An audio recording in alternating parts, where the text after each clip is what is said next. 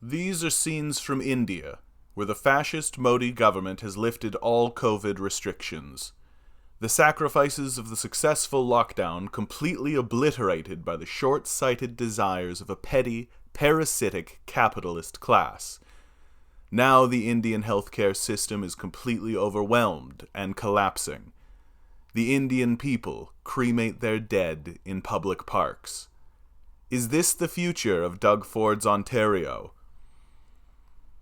Once it became obvious that the Conservatives' policy of ignoring experts, evidence, science, reason, logic, empathy, and compassion in favor of personal profit for themselves had obviously failed, Doug Ford's immediate actions were to erect a police state.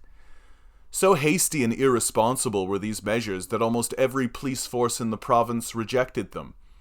It does warm my heart to see that when our local police forces are given overt fascist powers, they politely decline. But this doesn't exonerate the Conservative Party from making the attempt. It's an extraordinary thing to have attempted, especially when there are clear, obvious, and necessary social and public health policies which should be enacted to at least buffer the spread of this virus. It speaks volumes that Ford wants police to start inflicting heavy-handed measures on the public, but he won't allow workers to have sick days, a measure that's so blatantly simple that it's shocking it even needs to be asked for, let alone fought over. And so, Ford stands before the province and fake cries. You want compassion and empathy, the Conservative PR team says. Tears indicate those emotions, right? Ford's non-apology glances vaguely off of the fact that he just attempted to erect a fascist police state, but takes absolutely no responsibility for plunging the province into the third wave. Like the abusive husband he actually is, he understands that sometimes he has to pretend to be sorry to maintain his position. I'm sorry, baby, I'll change, knowing full well that this is a lie.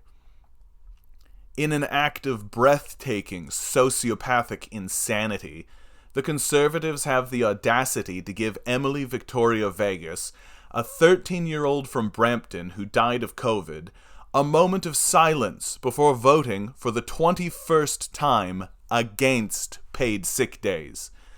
Paid sick days, which would have given Emily's parents, who are essential workers, the ability to protect themselves and her from a COVID outbreak.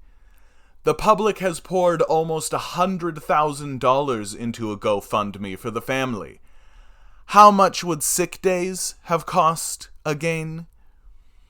The Conservatives now claim that they do have a plan for sick days, but this is a grift, only to be believed by the most complicit and gullible. They could very easily pass a one-page document granting sick days to vulnerable workers today, but instead they're choosing to play petty politics in a pathetic attempt to shuffle blame off of the federal Liberals, who are not blameless. Trudeau's game is obvious, and just as evil as the Conservatives. No need to step in and govern where the provincial Conservatives are not. No need to declare an emergency. No need to pass policies to save lives. Why? Because the people aren't mad at Trudeau. The people are mad at Doug. There's an election coming up. Better to just let people like Emily die to maintain a political advantage. Why govern when the populace seems perfectly content with abandonment? While it's cathartic to shake our fists at public figures, the true blame ultimately rests with the electorate. 1 out of every 4 Ontarians still support this sociopathic death cult. 1 out of every 3 support an empty chair with the word Liberal written on it. Trudeau's numbers are indicating a majority government in the next election. We are completely complacent while we watch our political system utterly abandon us, when any rational people would shut this down with a general strike. If we continue to allow the capitalist death cult to rule us, this will only get worse. They will continue to pretend the vaccine is the solution, while withholding it from huge sections of the populace, rendering it useless.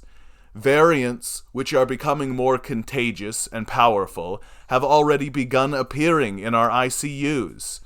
The capitalist death cult will never choose public health and safety over their personal profits. They are fine if you die if it makes them a penny. This is precisely how they are going to act when climate change begins to overwhelm us. Food shortages will not be met with rationing or compassionate solutions, but with abandonment. The legitimate concerns of the public will be met with trite slogans like, "You should have worked harder," and other familiar phrases already in use by the capitalist death cult. We need a full-scale general strike now. We have no other alternative. Our political class has abandoned us. They will continue to abandon us, even as this crisis deepens. They have made it abundantly clear that their ideological demand for infinite growth and accumulation of numbers in offshore accounts means more than our lives. We are fighting against a sociopathic, capitalist death cult. We have to shut it down. General strike now. I'm the Canadian Commie. If you've made it here, please be sure to like, share, and subscribe. If you would like to directly support my work, my Patreon is in the description below. Given the complete abandonment you are experiencing, you are doing wonderfully. You are making good decisions for yourself and for the people around you. The capitalist death cult spends billions of dollars to gaslight you into believing otherwise, instead of spending even a fraction of that on the most meager of protections, like sick days. Under these circumstances, you are proceeding with excellence and dignity. You are a divine being supported by divine energy, and we could use some of it right now. Good luck. We're gonna need it.